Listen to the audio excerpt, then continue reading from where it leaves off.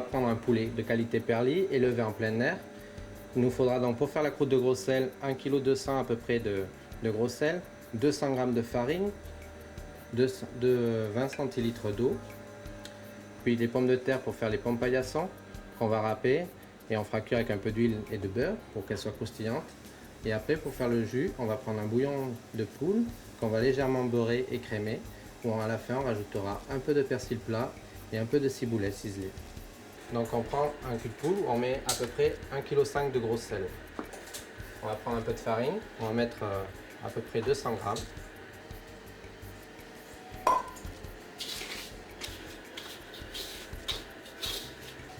Et après on va rajouter de l'eau pour lier le tout pour que ça colle un peu.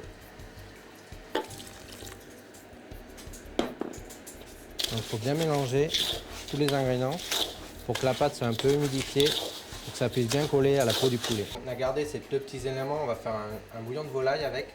Donc on va rajouter une carotte, un oignon, un poireau qu'on met sur un fourneau. On laisse cuire pendant 2-3 heures à petit bouillon et donc ça fera un petit bouillon de volaille qui servira à faire la sauce. Donc là on va faire la croûte de gros sel maintenant du poulet.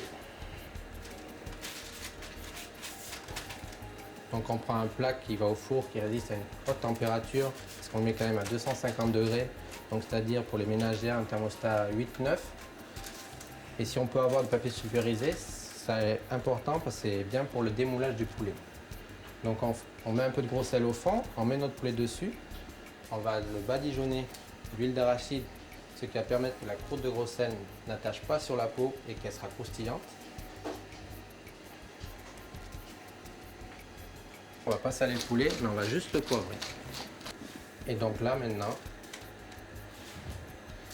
on le recouvre de gros sel.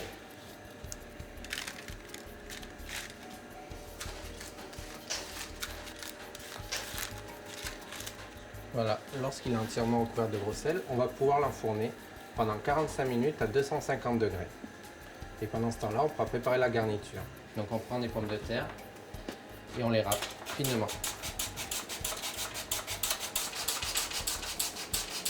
On va juste assaisonner un peu en sel et en poivre.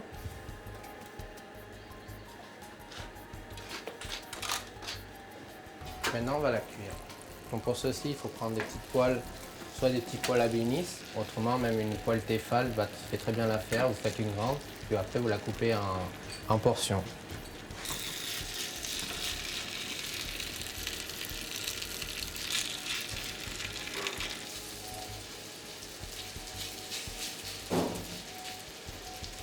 Nous allons faire la sauce du poulet. Donc un beurre léger aux herbes. Donc pour ça, on va prendre le bouillon de volaille qu'on a fait tout à l'heure. On le met dans une casserole avec un peu de crème à 35%.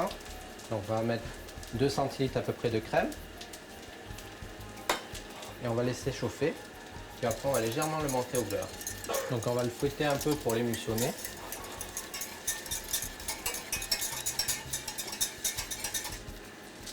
Donc un peu de ciboulette, un peu de persil, une valeur d'une cuillère à soupe de chaque. On mélange un petit coup de fouet et on peut servir. Ah ben le voilà. Et voilà, monsieur. Tout vient à point, à qui c'est attendre. Bon, c'est un spécial d'auberge. Sympathique, hein? Belle bête. On va voir ce que ça vaut.